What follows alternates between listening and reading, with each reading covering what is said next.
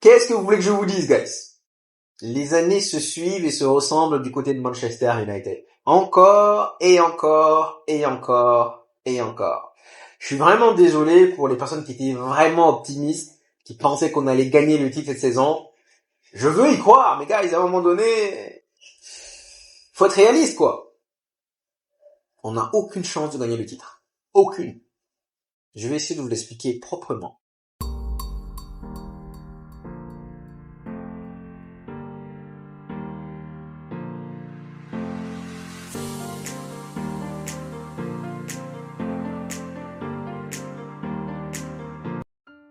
Guys, vous savez sincèrement ce qui fait le plus mal, au-delà bien sûr de la défaite, c'est le fait de perdre contre une équipe de Brighton encore en rodage, s'il vous plaît. On est d'accord, on l'a déjà mentionné, Brighton, ils ont un nouveau coach, ils viennent d'arriver, donc ils sont loin, très loin d'être un produit fini, on est d'accord. Ils n'ont pas été flamboyants, ils n'ont pas été extraordinaires, pourtant, ils nous ont dominés, pourtant, ils nous ont battus. C'est ça qui fait le plus mal. Cette équipe de Brighton, dans 6 mois, elle sera nettement meilleure. Ça, on est tous d'accord. Aujourd'hui, ils sont encore en rodage. Et donc, malgré cela, ils nous ont quand même battus. C'est ça qui me fait le plus mal, sincèrement. Je pense sincèrement que nous avons les bons joueurs. Du moins, peut-être pas pour compétir pour le titre, mais suffisamment bons, normalement, pour battre cette équipe de Brighton, encore une fois, en rodage. Je l'estime sincèrement. Je pense, et ça c'est un débat ouvert, que nous avons peut-être, je dis bien peut-être, le bon tacticien, Ten Hag. C'est un débat. Mais, malheureusement, nous n'avons pas le bon manager. Vous voyez ça comme vous voulez. Peut-être que c'est un bon tacticien, peut-être, mais ce n'est pas un bon manager. Pour revenir déjà sur la compo, la dernière fois je vous ai dit Maguire il a été bon, ruthless. On m'a dit non. Je vais essayer de poser la question autrement, d'accord? Supposons que là, en attaque, nous avons Smith. Vous vous rappelez de Smith? Le blond qu'on avait à l'époque. C'est un bon joueur. Il n'est pas extraordinaire, mais il est bon. On est d'accord. Et que nous sommes allés chercher aujourd'hui Wayne Rooney. D'accord? La semaine dernière, contre Fulham, Smith nous met un doublé. Te met 2 buts. Est-ce que vous allez continuer à mettre Wayne Rooney sur le banc sous prétexte que Smith vous a marqué un doublé? Sincèrement. Je pose la question textuellement. Sincèrement, guys. Pour moi, c'est ruthless. Il faut aller avec vos meilleurs éléments. Si on revient sur le but, avant de revenir sur le but qu'on encaisse, donc je parle du premier, déjà Maguire, il faut quand même le souligner, il fait quand même une bonne deuxième mi-temps. Il faut le souligner. Beau tacle, bonne deuxième mi-temps. Le problème de Maguire, ce n'est pas sa présence individuelle, c'est sa présence collective. Parce que le problème, c'est que, certes, on essaye de presser haut, mais regardez bien, nous avons les 4 devant qui pressent très haut, mais derrière, il y a vraiment une équipe qui est scindée, parce que justement, on sait que Maguire n'est pas capable d'être dans la moitié adverse. Dans le cas où il y a un contre, on est mort, on le sait tous. Donc, il faut regarder surtout l'impact qu'il a collectivement. Au-delà du fait que individuellement, il faut regarder l'impact qu'il a collectivement. Il nous empêche, je suis désolé de répéter, mais il nous empêche de jouer comme Ten Hag le souhaite. Ça, c'est un fait, je pense bien. Maintenant, si on revient sur le but, il y en a qui vont accabler Martinez, il y en a qui vont accabler Mazraoui, et vous avez totalement raison sur les deux. Chacun, j'estime que les deux ont leur part de responsabilité. Cependant, quand on regarde le but, regardez quand il y a le premier centre. Le joueur qui récupère le ballon à gauche, jamais de la vie, ce ballon doit traverser. Jamais de la vie. Et pourquoi je vous dis ça? On a vu la même action en deuxième mi-temps, et là c'était Delire qui était là. Celui-ci se jette et il met la balle en corner. La même action. La balle, elle ne doit pas passer. Elle ne passe pas. Mais comme Maguire, malheureusement, il est trop lourd, il ne peut pas se jeter. Du coup, la balle, elle passe. Pour moi, cet instant-là, s'il se jette, il la met en corner, il n'y a pas de but. Donc derrière, Mazraoui, c'est vrai qu'il prend l'eau. Il y a un deuxième centre. Avant que Welbeck la marque, il y a un deuxième centre qui passe encore une fois devant Maguire. Celui-ci, encore une fois, est encore trop lourd. Sinon, il se jette. Un délire se jette, guys. Tout simplement. On a vu la même action en deuxième mi-temps. Un délire se jette et il la met en corner. Elle passe encore une fois devant Maguire parce qu'il est trop lourd. Et finalement, là, je suis d'accord avec vous, Martinez ne suit pas son nom. Donc, Martinez a sa part de responsabilité. Mazraoui se fait déborder, oui. Mais les deux centres-là ne doivent jamais passer Maguire. Jamais de la vie. Je suis désolé de vous le dire, mais non. Maintenant, on va me dire que le deuxième but, Délire était là. Oui. Ça ne veut pas dire que si Délire était là, on va pas encaisser de but. Bien sûr qu'on va encaisser, mais sur le but que l'on prend, franchement, c'est surtout côté gauche. C'est Dalot qui le laisse tout seul. Et encore une fois, on revient sur le fait que Dalot n'est pas latéral gauche. Bref. Pour moi, c'est la première erreur. Désolé du terme, même si Maguire a été bon la semaine dernière, Ruthless. Et l'exemple que je vous ai donné entre Smith et Rooney, vous êtes d'accord, vous n'êtes pas d'accord, mais je pense que beaucoup d'entre vous vont opter pour la solution Wayne Rooney. N'est-ce pas? Deuxième erreur. La sortie de Mason Mount.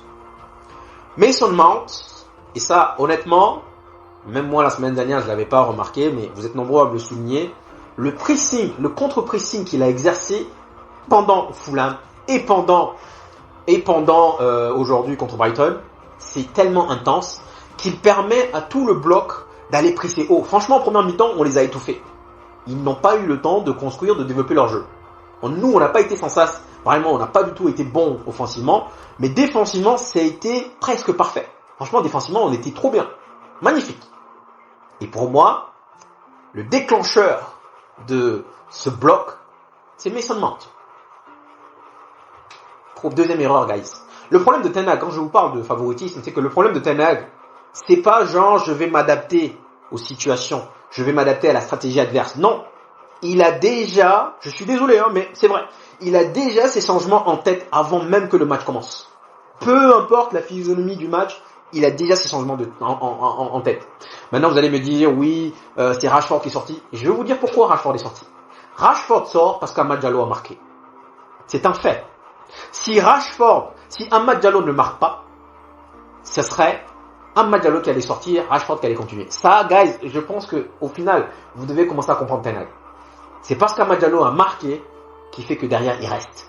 Et Rashford sort. On peut pas venir dire, il vient de marquer. Franchement, c'est inhumain de faire ça. La vérité. On peut pas dire, mon joueur vient de marquer et je le sors. Non. Donc, bien sûr, je suis dans l'obligation de le maintenir sur le terrain. Donc là, à la base, c'était Amad Diallo qui devait sortir. Pas Rashford. Rashford sort parce qu'Amad Diallo a marqué. Et si c'était un autre joueur qui avait marqué, 1000% c'était Amad Diallo qui allait sortir. Donc, les gens me disent, Bruno, les gars, vous vous attaquez à Amad Diallo. Oui, c'est vrai qu'il n'a pas été bon, je suis d'accord avec vous. Mais au-delà d'Amad Diallo, on a Rashford. On a Bruno Fernandes, qui n'ont pas été bons non plus. Je suis désolé, il faut arrêter de dire que je fais du truc, taper sur les gens, mais non. Ni Rashford, ni Bruno Fernandes n'ont été extraordinaires en première mi-temps. Mais pourtant, les gens s'attaquent à Amad Diallo. Mais guys, je dois vous rappeler quand même que oui, il rate sa passe, qu'il doit faire normalement à Rashford, c'est vrai. Mais de 1, il vient de perdre sa mère. Donc pour moi, on ne devrait même pas le faire jouer. Et de 2, pour moi, c'est sa première saison. Du moins à Manchester. Sachant que Rashford et Bruno jouent depuis longtemps. Après, on va me dire que ouais, Bruno, il ne joue pas à son poste. Oui, vous avez raison. Vous avez raison. Donc, la sortie de Mason Mount derrière, guys, ce qui fait que derrière, le pressing qu'on exerçait en première mi-temps a été devenu vraiment inefficace parce que derrière, Brighton a pris le ballon. Pendant 20 minutes, ils ont eu le ballon. Et nous, on a reculé. Pourquoi? Simplement le fait de sortir Mason Mount. Tout simplement. On a maintenu Bruno Fernandes, il a quand même été mauvais. Il a joué à son poste, quand même mauvais.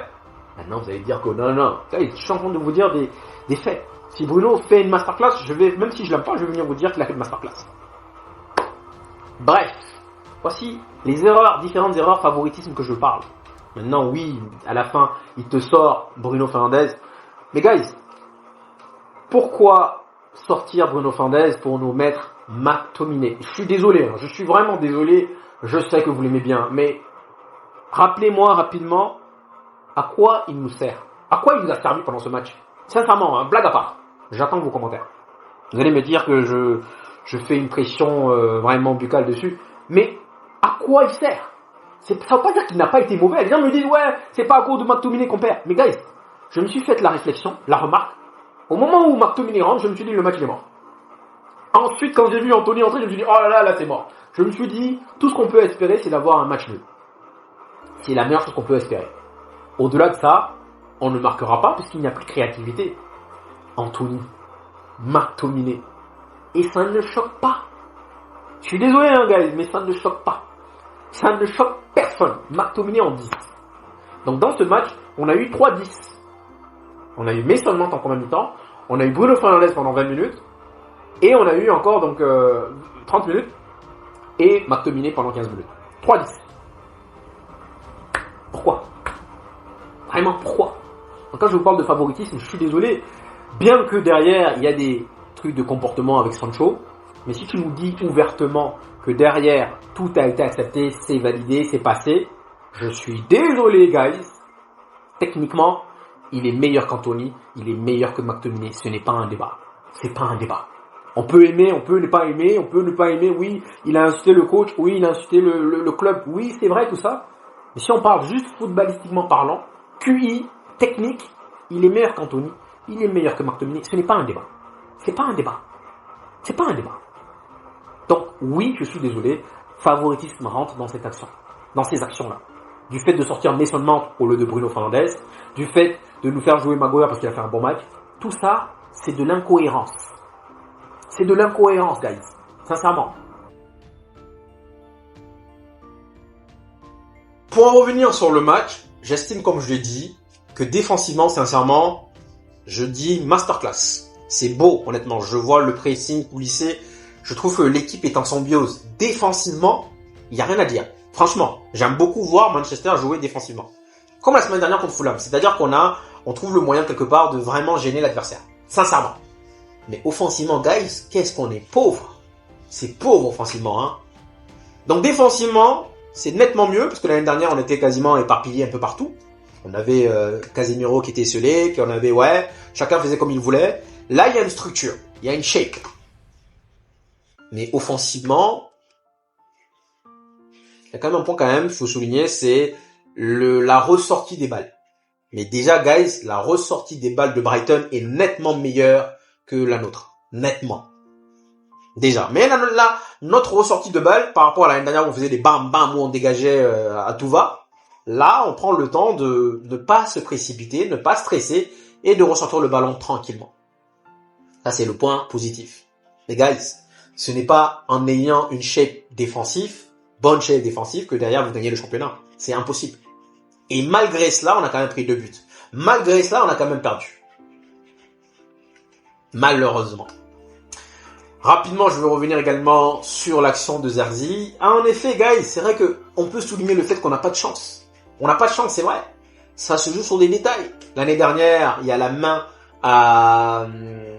contre Tottenham. Il y a le but de Garnacho qui se joue à ça.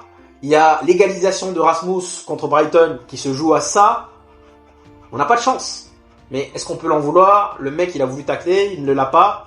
Belle action cependant de Bruno Fernandes qui la décale parfaitement. Il n'y a rien à faire. Magnifique. Magnifique.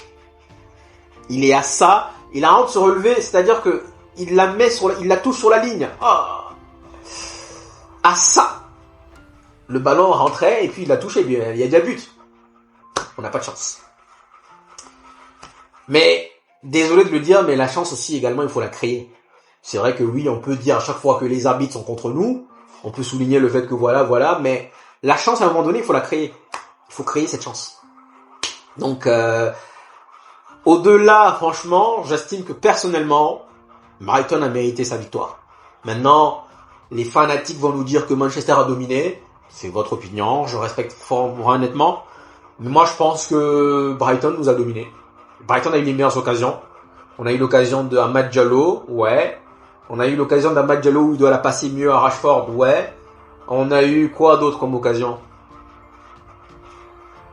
On a la frappe de Casemiro qui sert à rien à un moment donné, alors qu'il doit la glisser à Dalot, mais il frappe alors que voilà. Bon, si elle est cadrée, ça rentre, c'est magnifique. Mais c'est là où on parle de joueurs capables de temporiser. C'est là où Scholes souligne le fait de trouver un milieu plus intelligent. Donc, guys, encore une défaite. Encore une défaite. Si on revient donc sur les prestations individuelles, je vous dirais qu'Onana, parce qu'il a eu quelque chose à faire, honnêtement. Est-ce qu'il a fait un arrêt important? Je ne m'en souviens pas vraiment. Non. Donc, normal. Mazraoui, franchement, guys, il est énorme. Énorme. Je pense pas que j'ai vu Mitoma s'exprimer, sincèrement. Mazraoui, il est énorme. C'est l'un des candidats pour l'homme du match. Franchement, énorme. Énorme. Que ce soit même défensivement, même offensivement, je trouve qu'il fait les bons choix. C'est pas genre, quand il faut balancer, non, il fait les bons choix. Maguire, bon match également. Deuxième mi-temps, il fait un bon tacle sur Welbeck. Bon match. Mais, n'empêche, moi je partirais avec, si j'ai mieux sur le terrain, si j'ai mieux dans mon équipe, sur le banc, je partirais avec mieux. Pas parce que genre il a fait un bon match que derrière. Non, guys, il n'y a pas de sentiment. Si tout le monde sait qu'il est meilleur que toi, je fais jouer celui qui est meilleur que toi. Basta. Malgré ton match de la semaine dernière. Ensuite, Martinez, j'ai trouvé bon également. En tout cas, vraiment costaud. Je trouve que il va encore grandir. On perd de 1 malheureusement, mais je pense qu'il va encore grandir dans le match. Ensuite, Dalot, j'ai bien aimé également. Dédoublement, centre. Bon, voilà. Quand je dis j'ai bien aimé, guys, bien sûr, ce sont des 6. Hein, c'est pas des... On a perdu, donc il n'y a pas de 8. Ce sont des 6. Donc, c'est-à-dire ce sont des gens qui ont la moyenne. Casemiro, rien de méchant, mais 5, je l'ai trouvé plus effacé que les autres. Je trouvais que Maino a été bon, Maino 7. Maino a été... il a joué 2 rôles. Casemiro, je l'ai trouvé effacé. Je suis désolé, mais je l'ai trouvé effacé. Ensuite, Mason Mount, je trouve... Moi, Mason Mount, je le dis, je le répète, je préfère Mason Mount à Bruno Fernandes. Pour moi, on devrait jouer avec Mason Mount en 10 et Zerzi en 9, mais bon... Voilà, bref, c'est mon opinion. Mais seulement, je trouve que il combine bien, il sait courir avec le ballon, tout ce que Bruno ne sait pas faire. Il sait combiner dans les petits espaces, ce qu'également Bruno ne sait pas faire. Donc, ce sont 2 points qui fait que derrière, et surtout le pressing qu'il exerce. Voilà, et on l'a vu d'ailleurs en deuxième mi-temps. Rashford, c'est ça en fait, les gars. Vous attaquez à Amad Diallo qui fait sa première saison, mais Rashford, il fait quoi? Rashford, il fait quoi, guys? Honnêtement, je pose la question. Pourtant, on sait que semaine prochaine, il sera titulaire. Maintenant, vous allez me dire que Garnacho qui est rentré, il n'a pas été sans ça. Mais s'il marque, c'est une autre histoire. Mais bon, bref. Ça, c'est juste trop des détails. Bruno, il a fait une belle action, j'ai déjà souligné. Honnêtement, la passe sur le but, magnifique. Parce qu'il a la présence d'esprit de faire la passe. Mais en dehors de ça, c'est ce que je veux dire aux gens en réalité. C'est que mon 10 doit m'apporter plus. Donc oui, à la fin du match, il va avoir un but, il va avoir même un doublé, voire même un triplé. Il peut te faire, honnêtement, à la fin du match, il peut avoir un triplé et 2 passes décisives, 5-0. On va dire, il est excellent, mais au-delà, je m'attends plus d'un 10. Vous allez pas comprendre, bien sûr. Je vais un jour prendre le temps de l'expliquer. Amad Diallo, je l'ai trouvé assez effacé, première mi-temps. Oui, il y en a plein qui disaient out. Mais j'aime bien son but. Dans le sens où si c'était Rashford qui arrivait, il allait tirer. Angle fermé, il allait tirer. Mais lui, il voit que l'angle est en train de se rétrécir. Il prend le temps de revenir et but. Bon, même si elle est cadrée. Pour moi, elle est cadrée. Ensuite, Anthony. Je déteste ce joueur. Je suis désolé, guys. Hein. Par respect pour ceux qui l'aiment, moi, je le déteste. Il y a une action où Mazraoui récupère le ballon. Il lui fait la passe. Il a Zerzi en face de lui. Bascule le jeu, tout simplement. Le mec veut nous montrer qu'il est brésilien. Il fait une talonnade. Masterclass. Et la balle est pas dehors. Puisque Mazraoui s'est déjà battu. Lui-même était déjà dehors. Donc le temps qu'il arrive, la balle est dehors. En dehors de ça, il a rien fait. Pour quelle raison est-ce qu'il rentre, guys? Je pose la question ouvertement. Pourquoi Anthony rentre? Pourquoi McTominay rentre en 10? Et je suis désolé, je reviens sur le cas Sancho. On aime, on n'aime pas. Comportement patati patata. Mais dans ce cas, dès le début, dis-nous pas que derrière, c'est effacé et qu'on a oublié. Ne le fais pas jouer pendant la pré-saison. Parce que là, tu le fais jouer pendant la pré-saison en faux neuf. Et quand la saison commence, bam, il n'est même pas dans le groupe. Je suis désolé encore une fois, il est meilleur, guys, que McTominay et que Zerzi. Maintenant, et que Anthony. Maintenant, on peut poser la question, mais à partir du moment où il nous dit que l'affaire est enterrée, elle est clôturée. Je ne comprends pas pourquoi Anthony et McTominay sont devant la hiérarchie, dans la hiérarchie de devant, même Evans, guys. Pourquoi on a besoin de 2 défenseurs? On prend un truc, on a vu sous Ferguson, on a vu Ferdinand dans les cages, hein. S'en fout. Pourquoi tu as besoin d'avoir 2 défenseurs, un Evans et un Délire sur le banc? Non, on a besoin de plus de joueurs offensifs.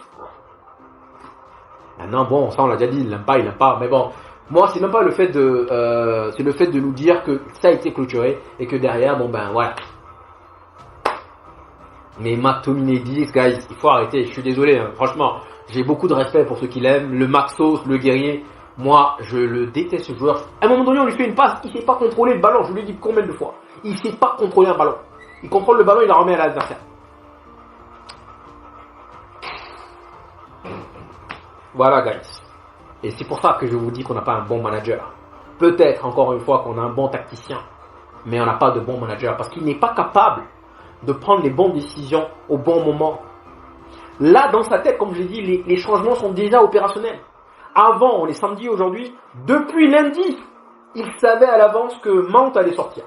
C'est-à-dire que Mount, en réalité, Mount fasse un bon match, qu'il soit excellent, qu'il soit pas bon, il sortira toujours devant Bruno Fernandes. Toujours. Et même Amad Diallo. Si Amad Diallo ne marque pas, vous le savez, je le sais, tout le monde le sait. C'est lui qui sort. Rashford sort après parce qu'Amad Diallo vient de marquer. Et ça l'aide vraiment cruel de faire sortir Amad Diallo alors qu'il vient de marquer il y a 2 minutes. Tout simplement, guys. Ça se joue sur des détails. Si Garnacho marque, ok, on a gagné le match. Mais n'empêche que, guys, dans le jeu, ils sont meilleurs que nous. Vous n'allez peut-être pas être d'accord avec moi, mais moi j'estime que c'est mon équipe. J'estime que dans le jeu, ils sont meilleurs que nous. Sachant que ils sont encore en rodage. Leur coach n'a que 31 ans. Pas du tout expérimenté. Voici mon analyse, guys. Je sais que beaucoup d'entre vous ne seront pas d'accord. Mais voici mon analyse. Merci d'être venu jusqu'ici. Prenez soin de vous et je vous dis à la prochaine. Ciao.